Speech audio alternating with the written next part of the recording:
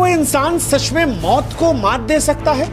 बहुत से ऐसे प्रमाण हैं, लेकिन हम उनको थोड़ा सा अवॉइड ही कर लेते हैं कि ऐसा तो वैसे भी हो गया होगा। अहमदाबाद में जलते विमान की लपटों में जब एक इंसान बचा, इसे आप ईश्वर का चमत्कार कहें या फिर यमराज की मेहरबानी? और उसका दृढ़ पक्का विश्वास हो गया कि सचमुच भगवान जो चाहे सो करते हैं। एक शख्स आग की गिरफ्त से खुद चलकर बाहर आ गया। परमात्मा की शरण में आएंगे, ये घटनाएं बचेंगी हमारी। जो मरे उनके चेहरे तक पहचान में नहीं आ रहे, फिर ये शख्स बचा तो कैसे बचा? क्या कोई इंसान सच में मौत को मात दे सकता है? या फिर कभी कभी मौत खुद ब खुद रुक जाती है, किसी के इशारे पर, किसी की वजह से जो शायद हमारी आपकी समझ से परे है? क्योंकि अहमदाबाद में जलते विमान की लपटों में जब एक इंसान बचा तो सारी दुनिया के मन में यह सवाल आया कि इसे आप ईश्वर का चमत्कार कहें या फिर यमराज की मेहरबानी? क्या यह किस्मत थी, या सही समय पर सही सीट पर बैठना, या फिर कुछ ऐसा जिसे हम और आप समझ नहीं सकते? वैसे सच यही है कि जो कुछ हुआ है वो हम और आप नहीं समझ सकते, हमारी समझ से दूर है, यकीन से भारी है। क्योंकि सीट नंबर 11A अब एक सीट नहीं है, एक चमत्कार की कहानी है। एक ऐसी कहानी जो हमें याद दिलाती है कि जिंदगी कितनी भी नाजुक क्यों ना हो, कभी कभी मौत को चुनौती दे सकती है। क्योंकि अहमदाबाद में आसमान से जब एक विमान का जलता हुआ मलबा गिरता है, तब 241 जिंदगियां राख में तब्दील हो जाती हैं। उनकी पहचान के लिए चेहरे तक नहीं बचे थे, उनकी लाशों को डीएनए टेस्ट करके पहचाना जा रहा है। लेकिन तब एक शख्स आग की गिरफ्त से खुद चलकर बाहर आता है। उस शख्स से कपड़े झुलसे हुए होते हैं, सांसें धुएं में उलझी हुई होती हैं, शरीर में खरोच होती है, पर वो जिंदा रहता है। उस फ्लाइट से जहां पर 241 लोग जलकर स्वाहा हो गए, राख हो गए, जिनके शव भी उठाए गए तो वो इस कदर भयावह थे कि जिनको देखकर रूह कांप जाए। लेकिन तब वो शख्स पैदल चलकर निकलता है। सीट 11A, एक आम सी खिड़की के पास की जगह, और ऐसा लगता है कि मानो किसी अदृश्य ताकत ने उसे बचा लिया। इसे किस्मत का इनाम कहें, नियति की शरारत कहें, पर सच यही है कि जो कुछ हुआ है वो हमारी आपकी समझ से परे। जो मरे उनके चेहरे तक पहचान में नहीं आ रहे, फिर ये शख्स बचा तो कैसे बचा? क्या मौत का बुलावा कोई टाल सकता है? क्या लिखी हुई तकदीर कोई मिटा सकता है? क्या यह संयोग था कि वो उस वक्त वहां था? क्या ऐसा हो सकता है कि मौत ने पुकारा और किसी ने फुसफुसा कर उससे कहा कि मानो अभी नहीं, अभी तुम्हें और जीना है? क्योंकि 241 जिंदगियों में जिंदगी ने सिर्फ एक शख्स को चुना, और यही सवाल होता है कि क्यों चुना? 11A सीट पर बैठा शख्स कैसे बच गया? ये पहेली है, और इस पहेली को इस वीडियो में हम समझने की कोशिश करेंगे। ये एक जलता हुआ अध्याय है जो राख में दबे इकलौते फूल की खुशबू की तरह जिंदा है। ये कहानी उस रहस्य की है जो किसी ब्लैक बॉक्स में नहीं, बल्कि बची हुई उस सांस में छिपी है जो मौत के मुंह से बाहर आ गया। इससे पहले कि हम इस बात की जानकारी आपको दें कि यह शख्स कैसे बचा, हम उस शख्स के बारे में आपको बताते हैं। अहमदाबाद में 12 जून 2025 को दिल दहला देने वाली घटना होती है। लंदन के लिए उड़ान भर रहे एयर इंडिया का बोइंग 787 अहमदाबाद के सरदार वल्लभ भाई पटेल अंतर्राष्ट्रीय हवाई अड्डे से टेक ऑफ करता है और थोड़ी ही देर में मेघानी नगर के एक रिहायशी इलाके में क्रैश हो जाता है। 242 लोग सवार होते हैं, 230 यात्री और 12 क्रू मेंबर। आग का गोला बन चुका विमान मलबे में तब्दील हो गया।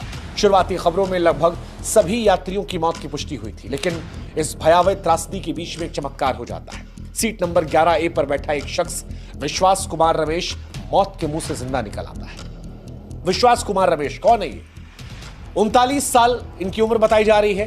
ब्रिटिश भारतीय नागरिक जो पिछले 20 सालों से लंदन में अपनी पत्नी और बच्चे के साथ रहते थे। वो भारत में अपने परिवार से मिलने आए थे, खासतौर पर दीव में अपने भाई अजय कुमार रमेश के साथ। उनके भाई साहब अजय, वो भी उसी फ्लाइट में बैठे थे। दूसरी पंक्ति में विश्वास की सीट का नंबर 11A था। आपातकाल खिड़की जो होती है ठीक उनके बगल में थी, एक ऐसी जगह जो उनकी जिंदगी का टिकट बन गई। विश्वास की बचने की कहानी इसलिए भी हैरान करती है क्योंकि फ्लाइट के उड़ने के 59 सेकंड के बाद ही यह हादसा हुआ था, और 59 सेकंड सोचने समझने के लिए बहुत कम होता है। इसीलिए दुनिया इसे चमत्कार कह रही है कि क्या ईश्वर ने खुद कान में फुसफुसा कर उन्हें छोड़ दिया कि जाओ अभी नहीं। विश्वास कहते हैं कि 30 सेकंड फ्लाइट उड़ती है, उसके बाद धमाका होता है। वो कहते हैं मैं गिर पड़ा, चारों तरफ चीख पुकार थी, जब होश आया तो दिखाई पड़ा चारों तरफ लाशें थी। वो कहते हैं मुझे नहीं पता मैं कैसे बाहर निकला, मुझे नहीं पता कि कैसे मलबे से खींचा गया, एम्बुलेंस से पहुंचा, ये सब कुछ इतना जल्दी हुआ कि मुझे कुछ नहीं पता। हालांकि इस घटना के बाद उन्होंने अपनी फैमिली को कॉल किया, बताया कि प्लेन क्रैश हो गया और उनका भाई कहां पर है उन्हें नहीं पता। उनके भाई इसी फ्लाइट में उनके साथ थे, अजय की कोई जानकारी नहीं और संभवतः वो भी अब इस दुनिया में नहीं है। पुलिस प्रशासन, लोग, मीडिया सब हैरान है। सब यही कह रहे हैं कि 11A सीट पर बैठा एकमात्र यात्री जिंदा बचा है। कोई कह रहा है कि शायद वो आपातकालीन खिड़की के पास था इसलिए बच गया, कोई कहता है कि वो कूदकर बाहर चला गया इसलिए बच गया। विश्वास को स्थानीय लोगों ने मलबे से निकाला, अस्पताल में भर्ती करवाया। डॉक्टर जो उनका इलाज कर रहे हैं वो बता रहे हैं कि उनके सीने में थोड़ी चोट आई है, आंखों के पास चोट है, पैरों में चोट है। हालांकि वो खतरे से बाहर है, वो खतरे से बाहर है। बिस्तर पर वो बैठ सकते हैं, दर्द के बीच अपनी कहानी को बयां कर सकते हैं और विश्वास की कहानी सोशल मीडिया पर वायरल हो रही है। विश्वास जब मलबे से लंगड़ाते हुए बाहर निकले, कपड़े फटे थे, चेहरा खून और धुएं से सना हुआ था, तो वो चमत्कार से कम नहीं था। लोगों ने कहा कि जाखो राखे साइयां मार सके ना कोई। किसी ने कहा यह प्रकृति का चमत्कार है, किसी ने कहा कि मानो खुद यमराज ने मना कर दिया। जिंदगी की उम्मीद की प्रतीक बन गई है उनकी सीट। किसी ने कहा कि 11A सीट शायद अब बुक करने के लिए लोग तत्पर हो जाएंगे। लेकिन विश्वास की कहानी सिर्फ चमत्कार की नहीं है। उनके भाई की कोई खबर नहीं है। उनके दोस्त दीव से अहमदाबाद पहुंचे हैं। उम्मीद और डर के बीच विश्वास कहते हैं कि मैं अपने भाई को खोजना चाहता हूं, मुझे नहीं पता मैं क्यों बचा हूं, लेकिन अगर मैं जिंदा हूं तो शायद कोई वजह है। अब सवाल यह कि वो क्यों बचे, क्या कहते हैं एक्सपर्ट्स। सीट नंबर 11A, विमान विशेषज्ञ कहते हैं कि 11A उम्मीद की सीट इसलिए बनी क्योंकि यह सीट ना सिर्फ एग्जिट के करीब होती है बल्कि खिड़की के पास होने की वजह से बाहर का रास्ता तलाशने में मदद करती है, इसलिए शायद एक मौका बन गई। लेकिन इन सब से आगे एक्सपर्ट्स ये कहते हैं कि वो बचे इसलिए हैं क्योंकि शायद उन्होंने तुरंत फैसला ले लिया। दोस्तों, अभी आपने देखी शुभांकर मिश्रा जी की ये वीडियो क्लिप। आइए अब सुनते हैं संत रामपाल जी महाराज के आध्यात्मिक विचार। पर उसका दृढ़ पक्का विश्वास हो गया कि सचमुच भगवान जो चाहे सो कर दे। तो इस तरह की घटना हमारा गेल घटा करेंगी, क्योंकि भगवान ऐसा ही काम करता है। अपने जन के लिए कहते सोशल सीधर मैं करूं अपने जन के काज, एक मेरे ऊपर विश्वास तो करके देखो। एक प्रमाण है कि एक संत परमात्मा कबीर जी का भक्त था और परिवार बड़ा हो गया, उसमें सेटिंग हुई नहीं उस समय, क्योंकि और लोग मानते नहीं थे। वो केरला हिमालय का बच्चा था, घर में भक्ति बन नहीं पा रही थी। उसने जाके एक एकांत स्थान पर वहाँ जल का देखकर व्यवस्था सी और वहाँ अपना झोपड़ी डाल ली। वहाँ से फल फूल लावे, तोड़ के खावे और अपना भक्ति करे, दिन रात साधना कर रहा था। एक दिन वो बीमार हो गया और उसने सिद्धांत सा बना रखा था कि पहले मैं मुंह धोऊं, हाथ पैर मुंह धो करके फिर अपना अन्य काम करूं, ऐसा नियम था उसका। जब तक वो हाथ पैर मुंह कुरला वगैरह ना कर लेता था तब तक उसने अपना नियम बना रखा था। बाकी जैसा भी तो वो अन्य कार्य नहीं करता था, कुछ आहार भी नहीं करता था। वो एक बार बीमार हो गया, चलने में असमर्थ हो गया और उसको नीचे जाकर के, काफी नीचे, पहाड़ से नीचे उतरकर ऐसे ऐसे घूमकर तालाब में जाना पड़ता था। वहां हाथ पैर मुंह धोता था, स्नान करता था, प्रतिदिन का उसका कार्य था। उस दिन वो ऐसा नहीं कर पाया तो उसने बहुत चिंता बनी और कसक के साथ मालिक को याद किया, है परमात्मा, आज तक आपने इस दास को कभी भी ऐसे नहीं रहने दिया। आज मैं विवश हो गया और मैं हाथ पैर मुंह नहीं धो सकता, मैं कुछ खाऊं भी नहीं गा। ये सोचकर उसने दृढ़ निश्चय करके अपना लेट गया।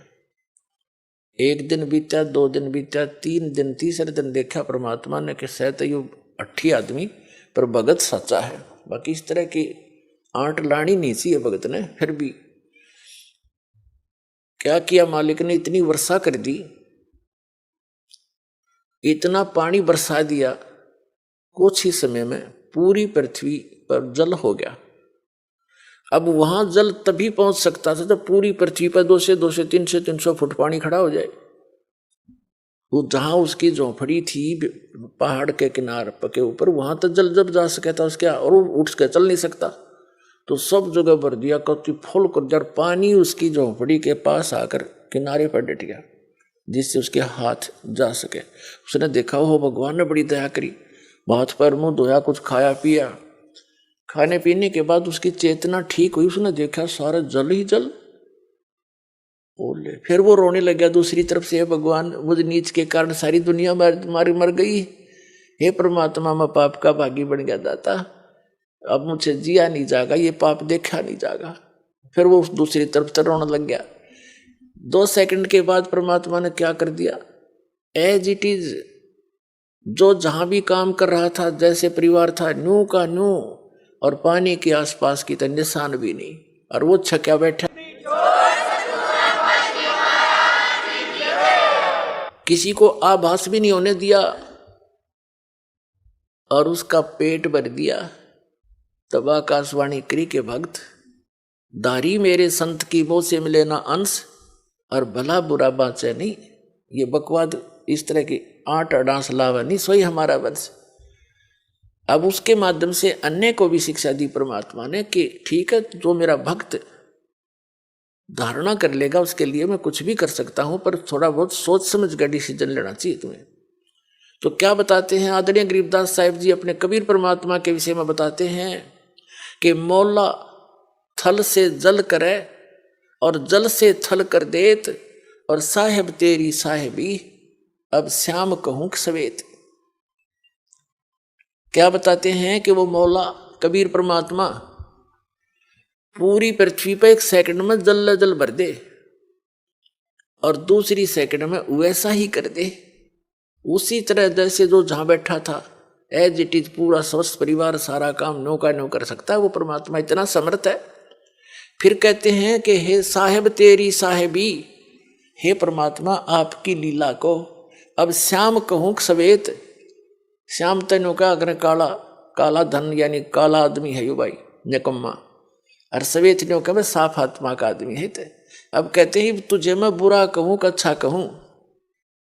कहते हैं मौला थल से जल करे और जल से फिर थल कर देत, फिर उसा कर दिया उसने सब कुछ मिटा दिया और फिर जो का त्यों बना दिया।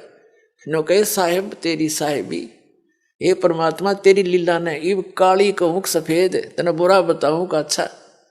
यानी ये परमात्मा वो समर्थ है कि तू गलत कर ही नहीं सकता। अगर तेरे पर कोई निश्चय करके रहता है तो 100 आपत्तियां आती दिखेंगी, ऐसे फेंक देगा ठाक है कि तो खोज ही नहीं मिलेगी।